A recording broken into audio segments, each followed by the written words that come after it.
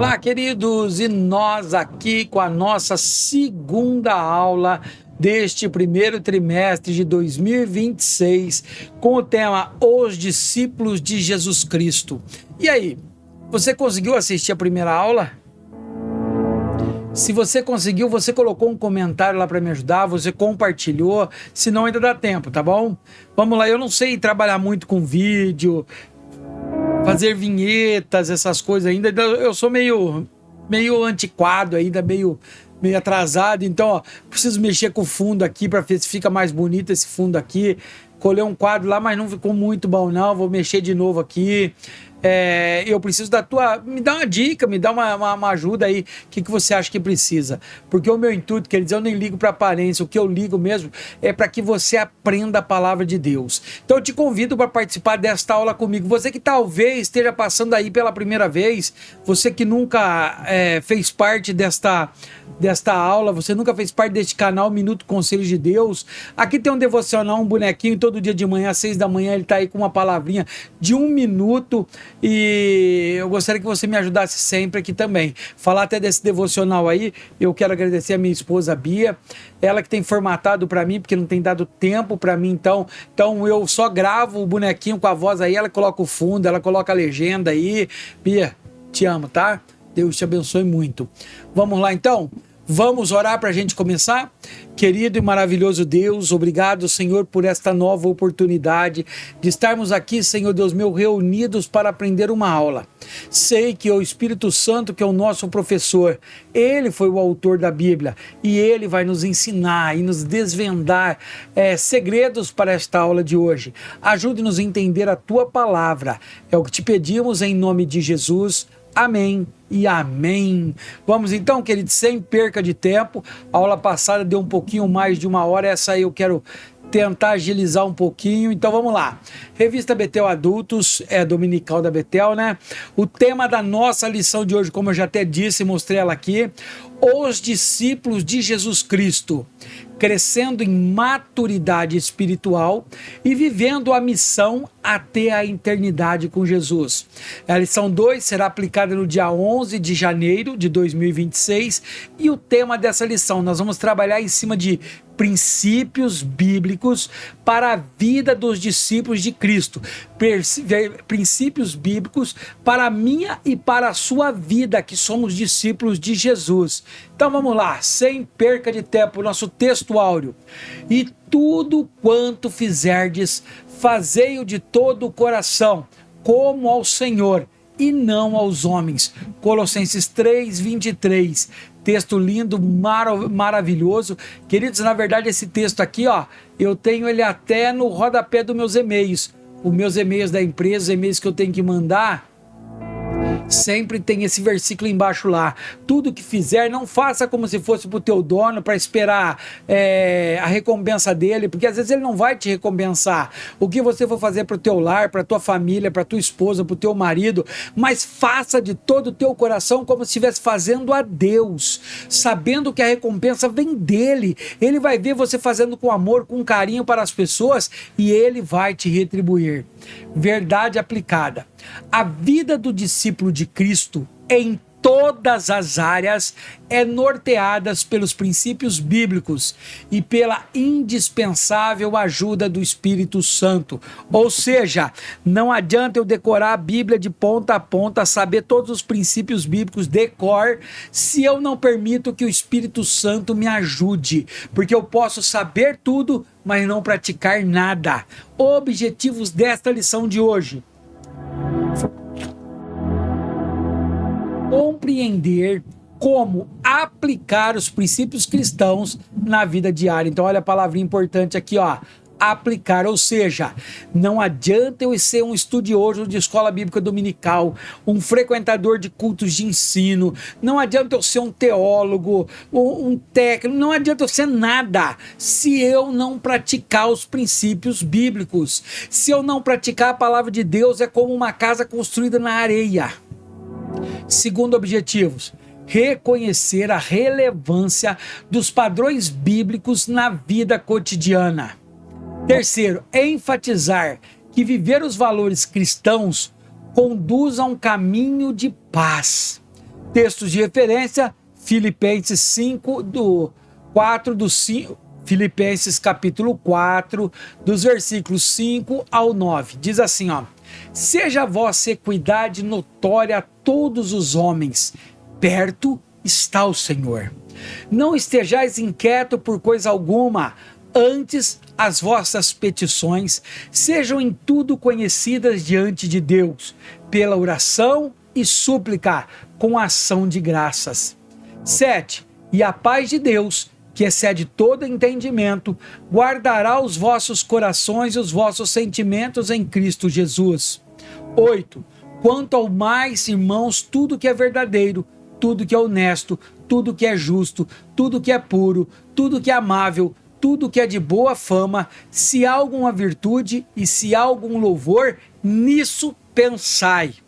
O que também aprendestes e recebestes e ouvistes e vistes em mim, isso fazei, e o Deus de paz será convosco. Esse texto é lindo, né, queridos? É o texto forte de Filipenses, que ele mostra o nosso exemplo para o mundo. Esse versículo 6, por exemplo, aqui, ó: não estejais inquietos por coisa alguma, antes as vossas petições em tudo sejam conhecidas diante de Deus pela oração e súplica com ação de graça.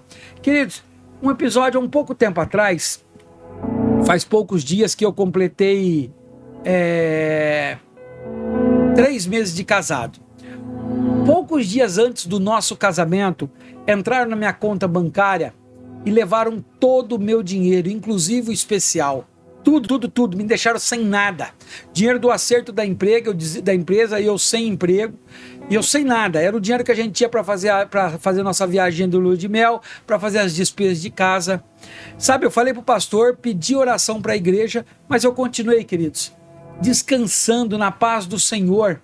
Eu não estava inquieto, eu não estava preocupado, porque eu sabia que Deus ia fazer alguma coisa na minha vida. E sabe o resultado, queridos? No dia do meu casamento, a igreja se uniu e cada um deu um pouquinho e me fizeram uma oferta, e mais alguns outros que contribuíram com dinheiro por fora. Eu posso dizer para você que aquilo que os ladrões levaram de mim, Deus restituiu muito mais. Quando nós confiamos em Cristo, nós não ficamos inquietos por essas coisas. Nós oramos, suplicamos, fazemos as petições a Ele e deixamos que Ele vai fazer. E isso é o que o verdadeiro discípulo, quando já está amadurecido. Vamos lá, introdução. Esta lição nos conduzirá na importante reflexão sobre o viver diário do discípulo. Veremos que precisamos recorrer às Escrituras, pois nelas encontramos os princípios que devem nortear todas as áreas da nossa vida.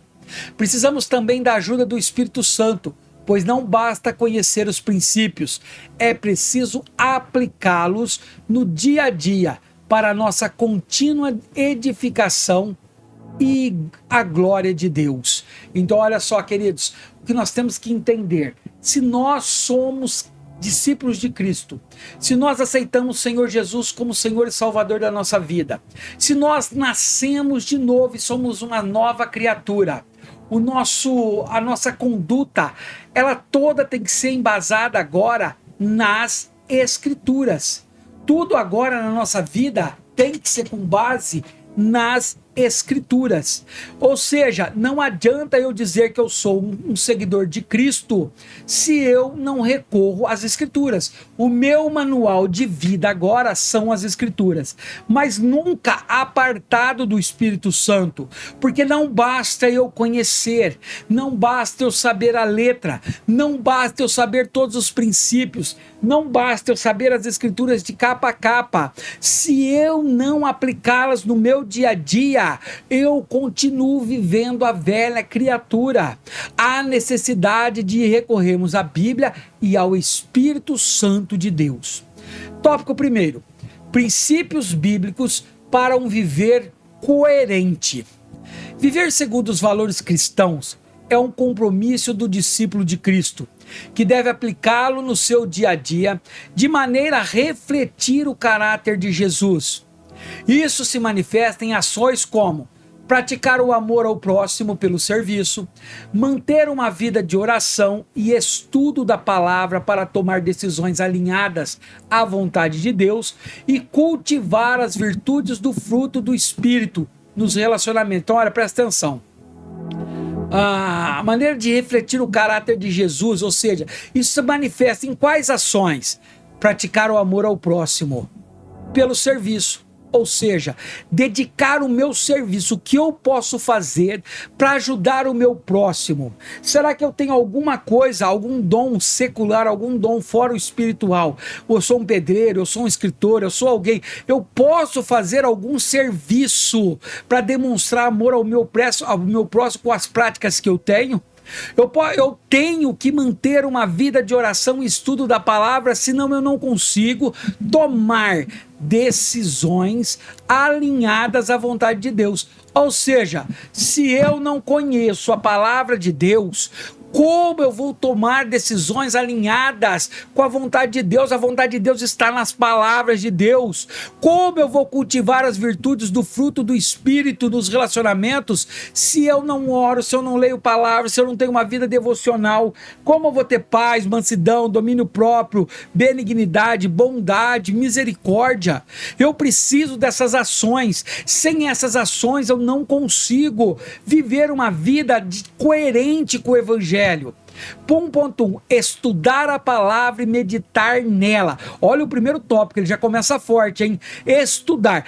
Estudar a palavra não é só fazer leitura diária dela, não. Passar por cima e embora. Estudar é pegar versículos, é estudar o tema, é estudar o contexto, é ver a história, é estudar, é aprender dela, meditar nela, pensar. Por isso que eu sou um apaixonado pelo devocional. Há mais de 5 anos, muitas pessoas sabem. Se você quiser e não tiver nisso, pode colocar nos comentários aí, me chama, que eu vou pegar o teu número e vou todos os dias pela manhã, você vai receber um devocional, um versículo e uma meditação para edificar a tua fé logo pela manhã. Meu amigo Leonardo com certeza vai comentar nesse vídeo, ele é testemunha disso, ele está comigo desde o começo, ele acompanha as outras redes sociais também me ajudando. A Bíblia é a revelação de Deus e fonte de alimento necessário para o nosso crescimento espiritual. Ei! Se você não tem uma vida de leitura e meditação na palavra de Deus, você não vai crescer espiritualmente. Olha que 1 Pedro 2:2 diz: como criança recém-nascida, desejem de coração leite espiritual puro, para que por meio dele cresçam para a salvação. E qual é esse leite que Paulo está dizendo? A palavra.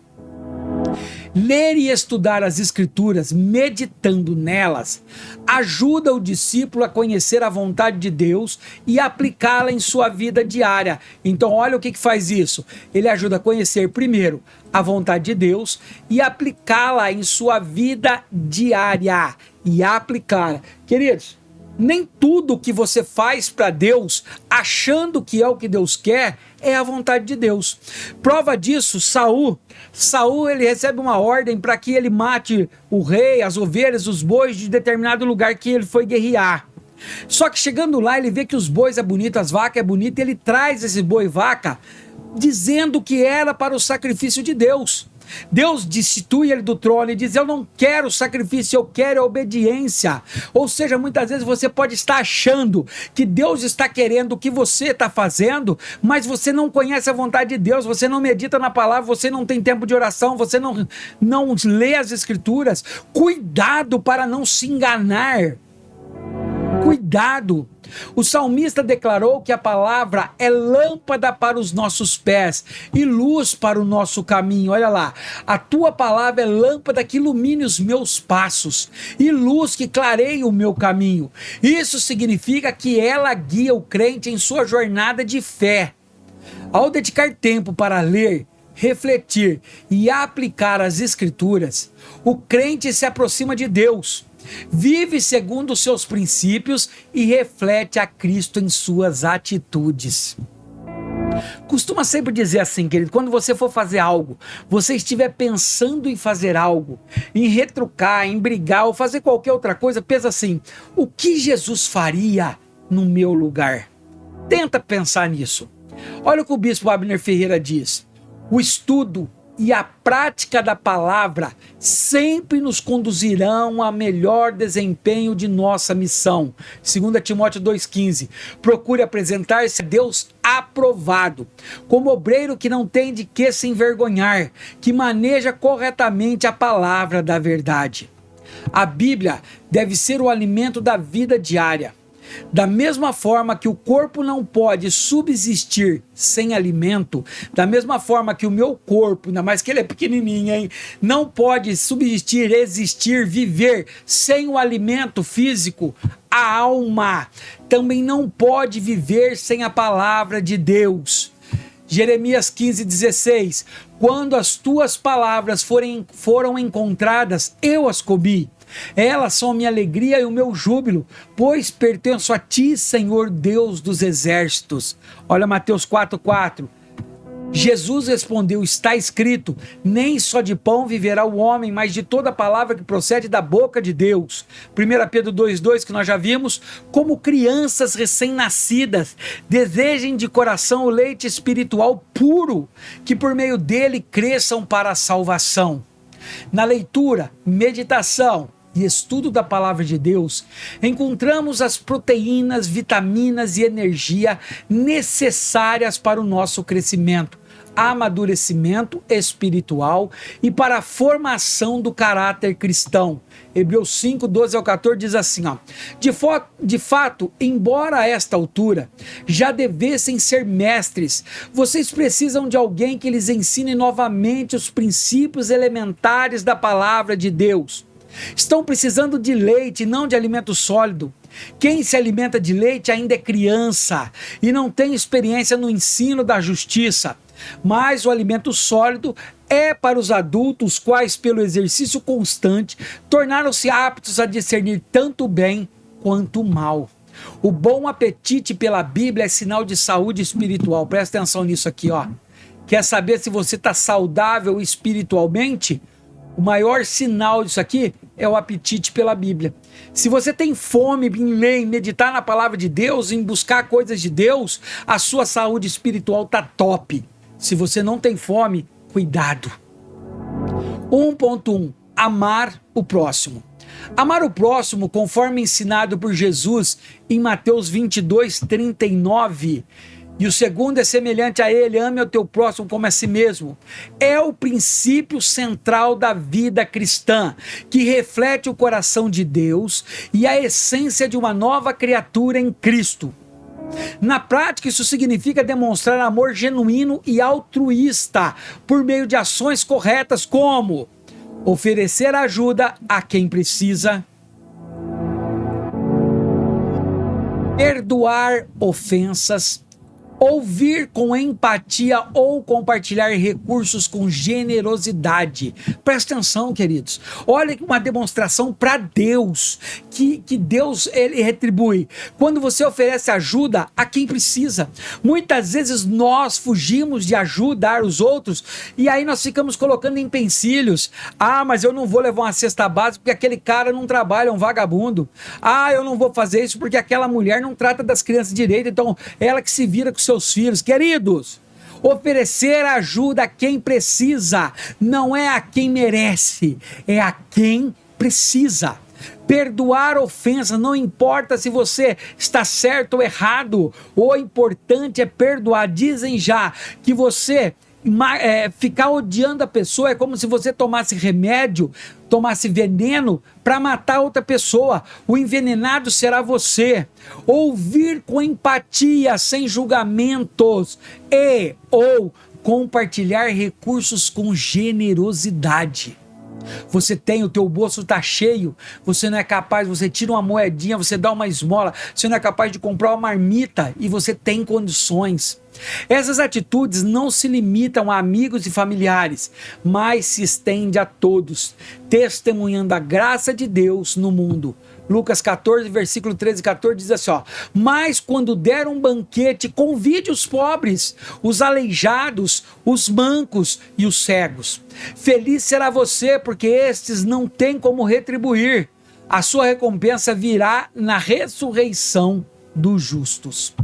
Olha o que o pastor Marcos Santana da Silva diz no seu livro Aperfeiçoamento Cristão, Propósito de Deus para o Discipulado de Cristo. Como membros do corpo de Cristo, temos que estar comprometidos com a responsabilidade de cuidar uns dos outros. 1 Coríntios 12, 25 diz assim, a fim de que não haja divisão no corpo, mas sim que todos os membros tenham igual cuidado uns pelos outros. 1 Coríntios 12, 25. Irmãos, vocês foram chamados para a liberdade, mas não usem a liberdade para dar ocasião à vontade da carne, pelo contrário, sirvam uns aos outros mediante o amor. Gálatas 5,13. Não é tarefa apenas dos que lideram ou fazem parte do ministério da igreja local, mas de todos que têm o Espírito Santo.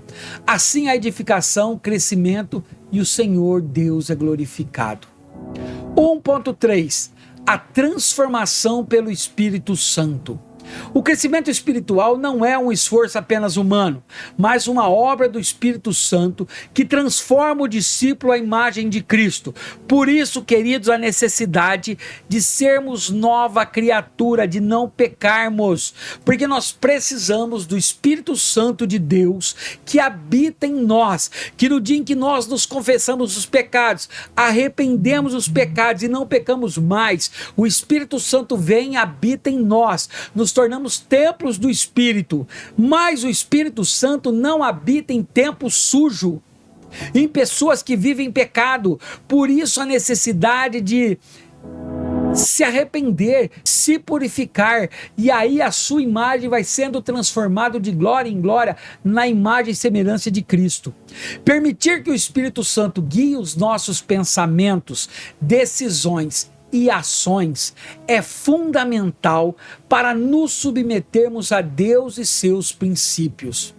Olha só, isso envolve reconhecer áreas de pecado e buscar a renovação da mente com os pensamentos de Cristo. Romanos 12:2. Não se amoldem ao padrão deste mundo, esquece esse mundo, mas transforme-se pela renovação da sua mente, para que sejam capazes de experimentar e comprovar a boa, agradável e perfeita vontade de Deus. Quantas pessoas dentro do ministério, quantos jovens e adultos têm buscado ser parecido com o mundo, ao invés de renovar-se pela mente do Espírito Santo, ao se renovar, ser diferente, procuram ser iguais. Olha, cortes de cabelo igual, fala igual, atitudes igual, roupas iguais. Fomos chamados para sermos diferentes. Nós não fomos criados como réplica, nós fomos criados como imagem e semelhança de Deus, com um DNA único. Paulo exorta que antes estavam mortos em ofensas e pecados. Olha lá, vocês estavam mortos em suas transgressões e pecados, e agora receberam vida pelo Espírito de Deus, vida que também deve ser controlada pelo Espírito. Gálatas 5:25. Se vivemos pelo Espírito, andemos também pelo Espírito. Olha o que o Donald Guthrie vai dizer aqui, A vida no Espírito leva consigo responsabilidades inevitáveis, ou seja, não tem como evitar. Há claramente na mente de Paulo uma distinção entre viver e andar, sendo que este último requer uma aplicação constante, ao passo que o primeiro expressa uma comunhão permanente. Ou seja, viver é uma comunhão permanente e andar é uma aplicação constante. O crente cristão tem um tipo de vida diferente daquele que estão sob o domínio da carne. Mas a aplicação prática desta nova vida não é automática, não acontece automático, precisa de nós, requer alguma perseverança. Assim como criança que está aprendendo a andar precisa de persistência. A metáfora é sugestiva, porque o mesmo Espírito que dá vida também forças e orientação no decurso da viagem da vida. O que eu ensinei nesse tópico 1? A Bíblia é a revelação de Deus e fonte de sabedoria para o nosso crescimento espiritual. Sem Bíblia, sem meditação na palavra, sem estudo da palavra, não crescemos espiritualmente. Nós não saímos do leitinho, não estamos prontos para viver o sobrenatural de Deus.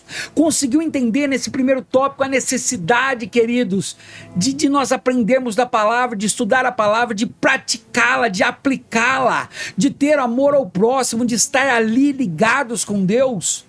Espero que esse tópico primeiro te convença que eu mereço de um like, que eu mereço um comentário, que eu mereço uma ajuda compartilhando, que eu mereço qualquer tipo de ajuda. Eu espero que você entenda que o que nós fazemos no Espírito, e a vontade é que Deus seja glorificado através destas aulas. Se não deu ainda, se não te convenci ainda, vamos esperar. Continua comigo até o final? Posso contar com você? Tópico 2. O padrão bíblico para a vida. O padrão bíblico para a vida do discípulo de Cristo é viver em santidade, amor e obediência à vontade de Deus, conforme revelado nas Escrituras. O profeta Miqueias nos exorta a praticar a justiça, amar a misericórdia e andar humildemente com Deus. Olha o que Miqueias diz, ó. Ele mostrou a você, ó homem, o que é bom e o que o Senhor exige. O que o Senhor exige? Que pratique a justiça, ame a fidelidade e ande humildemente com o seu Deus, revelando um padrão que envolve alinhar pensamentos, palavras e ações aos ensinamentos bíblicos. Na prática, isso significa cultivar um caráter marcado pelo fruto do Espírito. Olha Gálatas 5, 22 e 23. Mas o fruto do Espírito é amor, alegria, paz, paciência, amabilidade, bondade, fidelidade, mansidão e domínio próprio. Contra essas coisas não há lei. Ou seja, esse fruto, não é plural, fruto do Espírito, ele tem que ser gerado, cultivado, crescido em nós. Para que você entenda esse fruto do Espírito, imagine assim, ó, esse fruto do Espírito não é como uma manga, que você chupa ela toda, tem o caroço lá dentro, não. Ele seria como uma tangerina, uma mexerica, uma morgota, onde você estiver.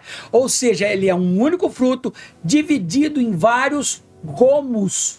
Cada gomo é um do fruto do Espírito. Cada gomo é uma identidade. Um gomo é paciência, um gomo é amabilidade, um gomo é amor, um gomo é paz. Então a união esse fruto cresce junto. Ele não pode ser... Por que, queridos? Você já parou para pensar por que então que a Bíblia, ela envolve esse caráter, essa história, esse exemplo de um fruto do Espírito, para dizer para você que o fruto, ele não pode desenvolver defeituoso. Uma mexerica, uma tangerina que não cresce alguns gomos, ela não vai nem para feira, não é nem vendida, é descartada. Por quê? Porque o fruto belo é aquele que todos os gomos são bem formados. O fruto em nós, ele tem que formar todos. Não adianta eu ter amor e alegria, mas eu não ter paz nem paciência. Não adianta eu não ter domínio próprio, mas eu ser manso. Não adianta. Eles têm que ser observados e cultivados, todos os gomos do fruto, priorizando o amor ao próximo, a busca pela justiça e a demonstração da bondade em todas as esferas da vida, desde as decisões pessoais até as interações comunitárias, tudo para glorificar a Deus e cumprir o seu propósito. 2.1. Cultivando um caráter puro. É impossível um discípulo de Jesus não ter um caráter puro. Se ele não tem um caráter, se ele não cultiva um caráter puro, ele não pode ser um discípulo de Cristo. Paulo advertiu a Timóteo a se manter puro. Conserve a ti mesmo puro. Está lá em 1 Timóteo 5,22. Paulo falou para ele, era filho de Paulo na fé. Olha, se mantenha puro. Na vida cristã, manter-se puro é essencial, porque Deus não convive em meio da impureza. Hebreus 12:14. Esforce-se para viver em paz com todos e para serem santos. Sem santidade, ou seja, pureza, separação do pecado, ninguém verá o Senhor. O profeta Isaías ressalta que a impureza nos separa de Deus. 59:2. Mas as suas maldades, pecados, transgressões separam vocês do seu Deus, e os seus pecados esconderam de vocês o rosto dele, e por isso ele não os ouvirá. Deus, se você não se arrepender, se você não largar o teu pecado e buscar santidade, a palavra está dizendo que ele não te ouvirá. Portanto, devemos nos afastar de tudo que nos contamina, perseverando em viver como discípulos dignos de ser templo santo para o culto a Deus. 2 Coríntios 7:1. Amados, visto que temos essas promessas, purifiquemo-nos de tudo que contamina o corpo e o espírito, aperfeiçoando a santidade no temor a Deus. Ou seja, separação. Nós lutamos diariamente contra o pecado. O pecado, que ele é alvo, nosso alvo é Cristo. A santidade é separação do pecado. Olha o que o bispo Abner Ferreira comenta. E qualquer um que nele tem esta esperança, purifica-se a si mesmo. Está em 1 João 3:3. Atentemo-nos para os versículos anteriores. Somos filhos de Deus. Seremos semelhantes a Jesus. Temos uma esperança. O apóstolo João está expondo sobre a segunda vinda de Jesus, mas não fica somente na teologia, ele aponta para a conduta, enfatiza as implicações práticas da bendita expectativa. Quando ele se manifestar, ele vai se manifestar, Cristo virá. Hebreus 10:23. Apeguemo-nos com firmeza à esperança que professamos, ou seja, que falamos, pois aquele que prometeu é fiel. Por causa dessa esperança, o discípulo do Senhor purifica-se a si mesmo. Essa expressão no grego é hagnizo, com o significado de tornar puro. No sentido moral, pode surgir a pergunta: como posso me purificar? Olha o foco na lição. Viver segundo os valores cristãos é um compromisso do discípulo de Cristo que deve aplicá-lo no seu dia a dia de maneira a refletir o caráter de Cristo. Consegue entender a importância de sermos separados? Quando somos discípulos, somos exemplos de Cristo. As pessoas têm que ver e saber que nós não pecamos. Muitos vão te chamar de santão. Até a tua família vai criticar porque você não faz nada de errado. Mas o que importa é agradar a Deus.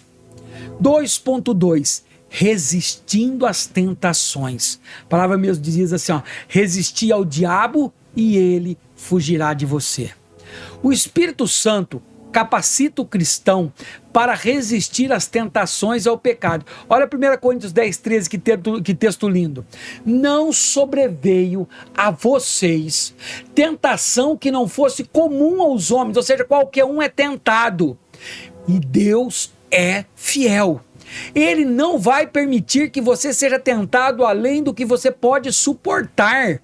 Mas quando forem tentados, que ele acha que você não vai suportar, ele lhes providenciará um escape, uma saída, para que possam suportar. Ou seja, não há nada que você não possa suportar. O Espírito Santo te capacita a resistir, basta você querer e clamar ao sangue de Jesus. Ter compromisso com a vigilância espiritual fortalece a fé e promove a maturidade espiritual. Paulo escreveu aos Gálatas sobre os riscos da vida carnal. Como? Olha os riscos da vida carnal: prostituição, impureza, lascívia, idolatria, entre outras. Ele ressaltou ainda que os que cometem tais coisas não herdarão o reino de Deus. Gálatas 5, 19, 21, nós já vamos ler, mas eu quero só te mostrar isso daqui, Muitas pessoas dizem que uma vez salvo, sempre salvo. Queridos, o texto é bem claro. Aquele que mesmo que aceitou Jesus, mas continua vivendo nas obras da carne, olha lá, vamos ver as obras da carne. As obras da carne são manifestas, ou seja, aqueles que vivem imoralidade sexual, impureza não se santifica, libertinagem, idolatria, feitiçaria, ódio, discórdia, ciúmes, ira, egoísmos, dissensões, facções, invejas, embriaguez, orgias e coisas semelhantes.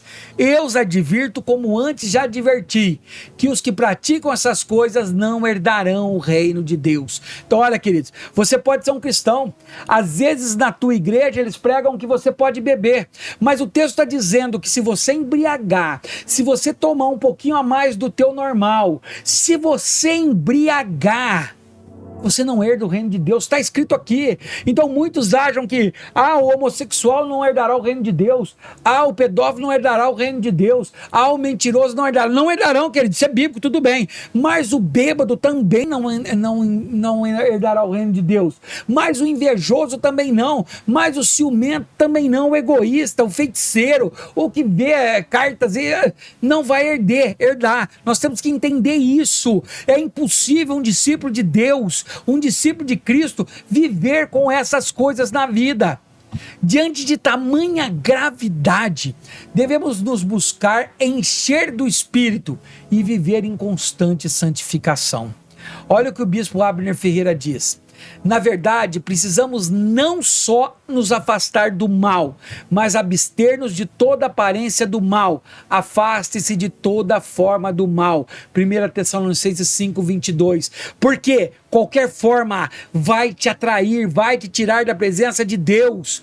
Devemos fugir de tudo aquilo que nos envergonhe, de tudo aquilo que fira a nossa boa conduta cristã, de tudo que impeça a nossa comunhão com Deus, do jugo desigual com os ímpios. Olha 2 Coríntios 6,14. Não se põe em julgo desigual com descrentes, pois o que tem em comum a justiça e a maldade, ou a comunhão pode ter luz com as trevas? Fomos chamados para ser sal da terra e luz do mundo. Esse texto eu nem coloquei aqui, querido, é um texto famosíssimo, gostaria que você lesse aí, ó. Mateus 5, do 13 ao 16, que vai dizer que nós somos sal da terra, luz do mundo, que se a pessoa não for sal, ela não serve para nada, só para jogar no chão e ser pisado. Não podemos ficar escravos das coisas só porque são lícitas. Muitos estão dormindo, desperdiçando o tempo de adoração e de prestar culto a Deus, de fazer coisas para o seu reino. 2.3. Cultivando o amor fraternal. Um dos princípios da vida cristã é cultivar o amor fraternal. Romanos 12:10. Dedique-se uns aos outros com amor fraternal. Prefiram dar honra aos outros mais do que a si mesmo. Consegue entender um texto desse? É tão claro que eu não preciso nem explicar, né, queridos? Prefira honrar o teu irmão, honrar os teus parentes, honrar o teu irmão de igreja, mais do que a si mesmo. Se nós procurássemos a viver uma vida glorificando mais a Deus e aos outros, que Cristo cresceria mais e nós diminuiríamos. Mas a maioria hoje quer ser o melhor, ainda bate no peito que eu posso, que eu faço, que eu prego, que eu canto, que eu sou melhor. Queridos, isso não é discípulo de Cristo. Isto é, aquele que entre o irmão, ou seja, o amor entre os irmãos. É o amor que faz a pessoa não buscar os próprios interesses. 1 Pedro 3,8. Quanto ao mais, tenham todos o mesmo modo de pensar. Sejam compassivos, amem-se fraternalmente e sejam misericordiosos e humildes. E, vamos lá, se expressem em ações concretas. Ou seja, 1 Tessalonicenses 4,9. Quanto ao amor fraternal, não precisamos escrever-lhes, pois vocês mesmos já foram ensinados por Deus a se amarem uns aos outros. Amor fraternal. E quantos hoje, queridos, para ir mais profundo, quantos filhos não conversam com os pais, pais não conversam com os filhos, irmãos não conversam com irmãos? Quantos não tem desse jeito? E ainda se dizem crentes. Eu conheço cristão que não tem diálogo com a sua família. Pode ser declarado um cristão? Pode ser declarado um discípulo de Cristo? A Bíblia diz que não. Permaneça o amor fraternal. Não vos esqueçais da hospitalidade, porque por ela alguns, não sabendo, hospedaram anjos. Olha Hebreus 13, 1 e 2. E ele está dizendo, olha, não ridique o teu lar, não feche a porta por necessitado, A Bíblia está dizendo que alguns receberam anjos. Olha o que o bispo Abner Ferreira diz: amai-vos cordialmente uns aos outros. Um dos maiores desafios do ser humano é o relacionamento interpessoal. Nós precisamos aprender a exercitar o amor nos nossos relacionamentos. Não há como se relacionar com uma pessoa de acordo com o estabelecido nas Escrituras, se não for com as virtudes do fruto do Espírito e a graça de Deus em nossas vidas. Ou seja, verdadeiramente é impossível você ter um amor fraternal se você não tiver Cristo no teu coração, se você não tiver o Espírito Santo te guiando, se o fruto do Espírito não nascer na tua vida. Amar uns aos outros deve ser de forma respeitosa, agradável e educada. Romanos 12:10. Dedique-se uns aos outros com amor fraternal. Prefiram dar honra aos outros mais do que a si mesmo. 1 Pedro 1:22. Agora que vocês purificam as suas vidas pela obediência à verdade, visando o amor fraternal e sincero, amem sinceramente uns aos outros de todo o coração. O que eu ensinei no tópico 2? Um dos princípios da vida cristã é cultivar o amor fraternal. Paulo vai longe, quando ele vai explicar para Timóteo, a cartas pastorais de Timóteo, ele vai dizer assim, ó: aquele que não cuida bem dos seus, da sua família, dos seus filhos, ou que não tem um amor fraternal, não é digno de cuidar da obra do Senhor. Ele questiona como uma pessoa vai cuidar bem da obra do Senhor se ele não é capaz de cuidar das pessoas da sua família, da sua fraterna. Tópico 3, e aí, já deu para dar um like aí? Já conseguiu o seu comentário? Já conseguiu o seu compartilhamento? Obrigado, te amo em Cristo. Vamos para o tópico 3, a vida cristã. A vida cristã é um caminho de paz, que inclui a adoração exclusiva a Cristo. Isso se reflete desde os nossos relacionamentos pessoais até a maneira como atuamos no mundo. Queridos, o que é importante nós destacarmos aqui é essa frase aqui, ó. A vida cristã é um caminho de paz. Nós temos que entender que isso aqui é muito forte. A Bíblia diz que nós servimos um Deus de paz. E a paz que ele nos concede é uma paz que o mundo não dá. É uma paz sem entendimento. E aí você pode dizer para mim, mas eu vivo na igreja faz tanto tempo, mas eu não tenho paz. Será que você realmente se converteu? Será que você realmente arrependeu de todos os seus pecados e os abandonou? Será que você realmente existe amor fraterno ou existe perdão dentro de você que você ainda não liberou? Quando nós estamos verdadeiramente em Cristo, sendo discípulos de Cristo, pode se levantar a tempestade que for, mas teremos paz. 3.1. A vida em paz com todos. Jesus nos oferece uma paz que excede todo entendimento humano, diferente da que o mundo oferece. Deixo-vos a paz, a minha paz vos dou. João 14:27. Assim os discípulos de Cristo são chamados a seguir a paz com todos. Hebreus 12:14. Esforcem-se, ou seja, não é fácil, para viver em paz com todos e para serem santos. Sem santificação ninguém verá a Deus. Olha o que o texto está dizendo. Eu preciso esforçar a ter paz com todos. Queridos, eu sou ser humano também. Tem dias que dá vontade de esganar alguém.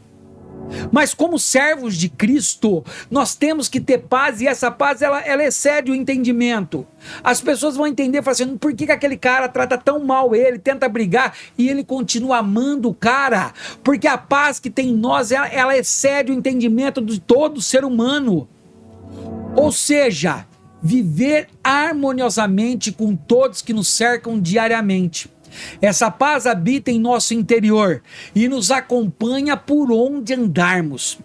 O discípulo de Jesus tem a vida pautada no Evangelho e vive em paz com todos, pois tem a paz de Deus e o conhecimento de que essa é uma ordenança bíblica.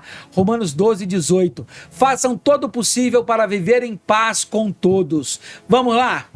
Eu sei que você é professor, você é professora, você é aluno, você é simpatizante do canal. Eu sei que você já viu crente atribulado.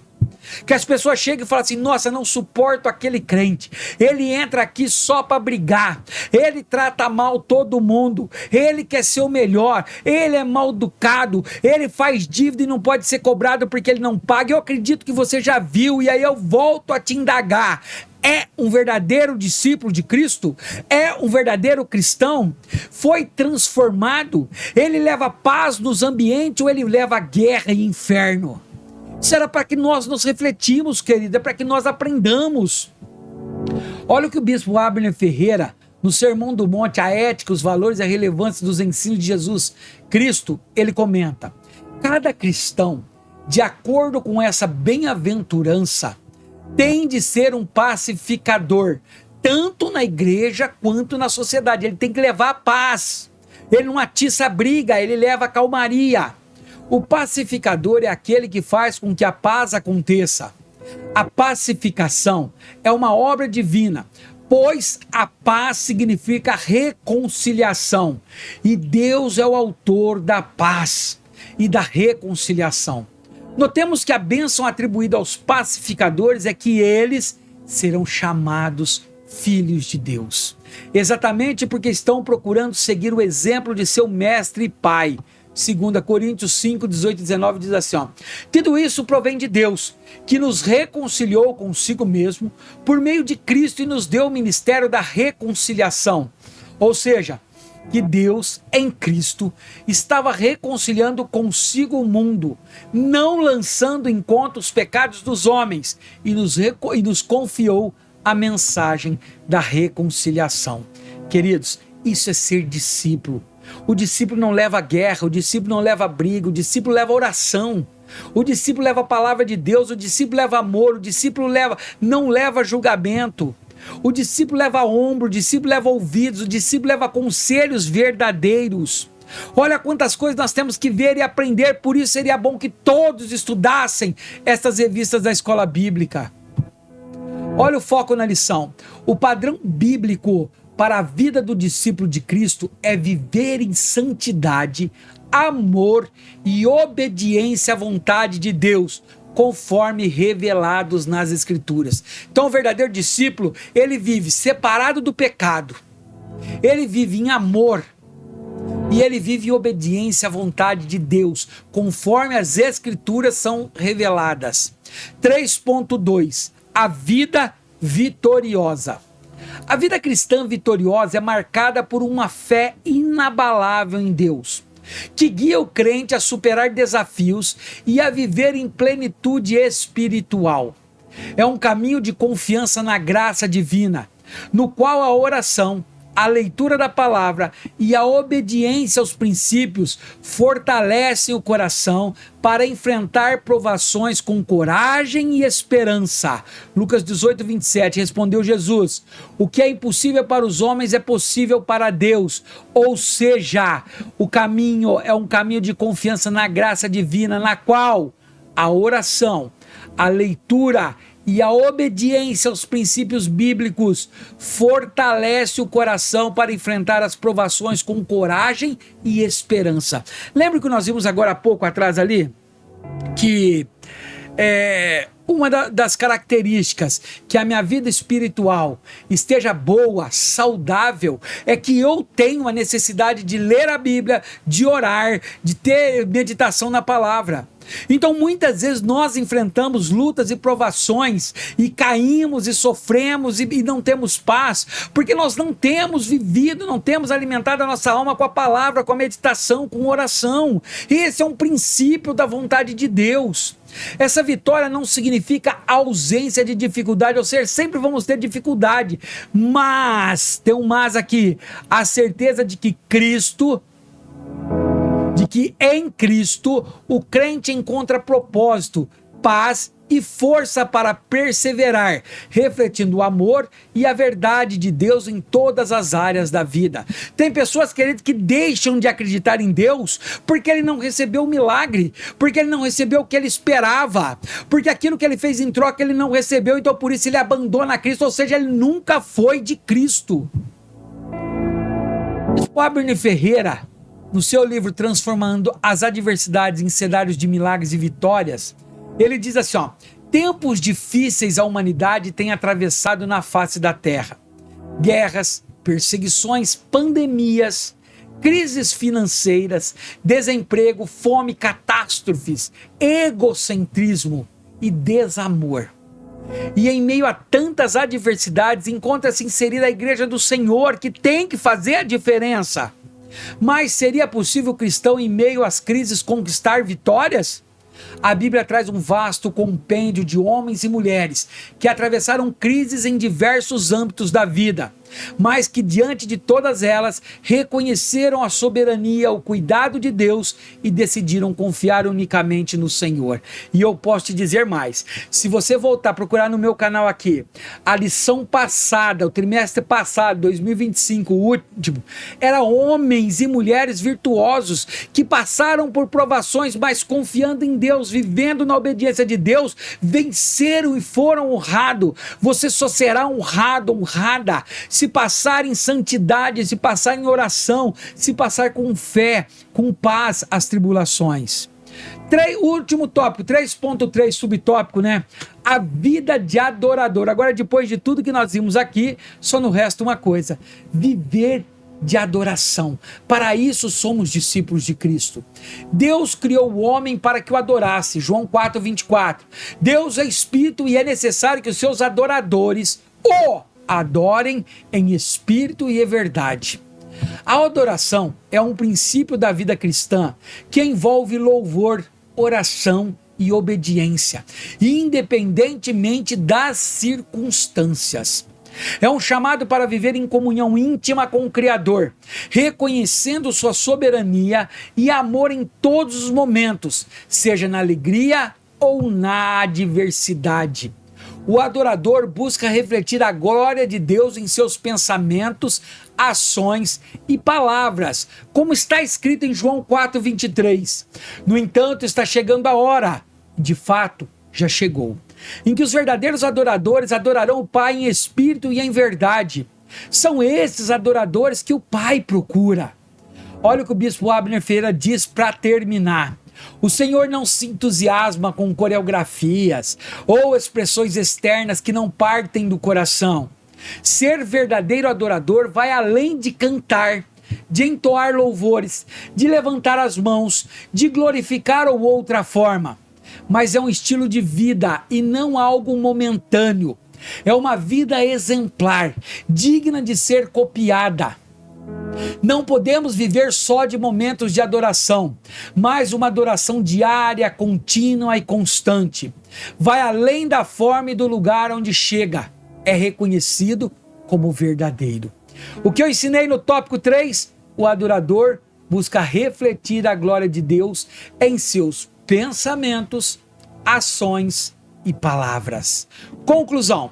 Podemos considerar que viver de maneira coerente a um discípulo de Cristo é resultado da ação divina, não é nossa, mas requer perseverança na oração, discernimento e aplicação dos princípios bíblicos em todos os aspectos da vida, com a indispensável ajuda do Espírito Santo. Assim damos um bom testemunho de vida perante a sociedade e o nome do Senhor é glorificado. 2 Coríntios 3, versículo 18, vai dizer: e todos nós, com a face descoberta, contemplamos a glória do Senhor, segundo a sua imagem. Estamos sendo transformados com glória cada vez maior, a qual vem do Senhor, que é o Espírito. Amém e amém. Concluído então a segunda lição desse trimestre, queridos, a nossa próxima lição, a 3, será aplicada 18 de janeiro, será os compromissos do discípulo de Cristo. Ei, vai ter muito assunto aqui, hein? Vai ter muita coisa aqui nessa lição do compromisso, hein? Quantas pessoas não assumiram compromissos só para ter um lugarzinho a mais, mas hoje não são compromissadas com as obras, aceitam ser diáconos, obreiros, mas não vivem com compromisso de discípulos do Senhor. Olha, tem muita coisa para se falar na aula que vem, viu? E aí, entendido? Conseguiram compreender? A lição foi boa? Deu para comentar algo para me incentivar para o próximo? Coloca aqui para mim aquele que ficou até o final. Coloca aqui assim, ó, eu fiquei. Quero saber quem ficou até agora nesse momento comigo aqui. Tá bom? Então eu te espero na próxima aula. Vamos orar?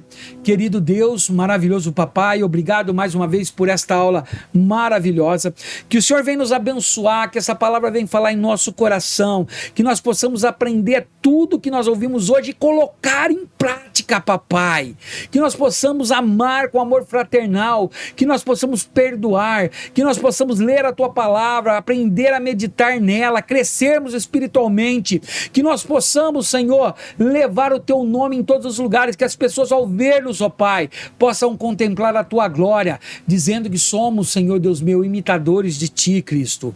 Ô Papai, abençoe todos nós e nos prepare para a próxima aula. Em nome de Jesus, amém e amém. Fiquem todos com Deus, te espero na próxima aula. Deus te abençoe.